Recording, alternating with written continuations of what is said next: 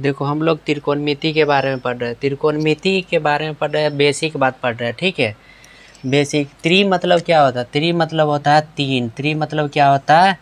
तीन। त्रि मतलब तीन। कोण मतलब क्या होता है? कोण। कोण मतलब क्या होता है? कोण ही होता है, ठीक है।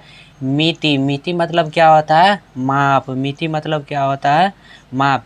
तो अगर कोई आदमी आपसे पूछ ले कि त्रिकोणमिति का परिभाषा क्या होगा, तो त्रिकोणमिति का परिभाषा होगा तीन कोणों का माप क्या कहलाता है?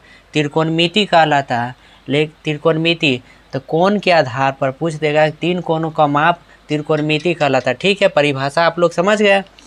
इसके बाद पूछ देगा कि त्रिभुज में कोण के आधार पर त्रिभुज कितने प्रकार के होते हैं, तो कोण के आधार पर त्रिभुज कितने प्रकार के होते हैं? कोण के आधार पर, ठीक है। कोण के आधार पे, किसके आधार पे? कोण के आधार पे त्रिभुज कितने प्रकार के होते हैं, ठीक है।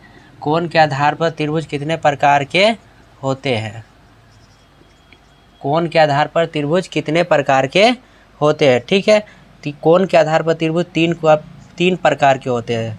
कोण के आधार पर त्रिभुज कितने प्रकार के होते हैं? कोण तीन प्रकार के। पहला न्यून कोण, पहला क्या होता है? न्यून कोण। दूसरा क्या होता है? समकोण। क्या होता है? समकोण, समकोण त्रिभुज। और तीसरा क्या होता है? अधिक कोण त्रिभुज। क्या होता है? अधिक कोण, सब में त्रिभुज लगा देना, ठीक है। न्यून कोण, समकोण और अधिक कोण, ठीक है। आप लोग समझ गए, इतना कॉपी कर लेना। इसके बाद हम लोग न्यून कोण किसे कहते हैं, समकोण किसे कहते हैं और अधिक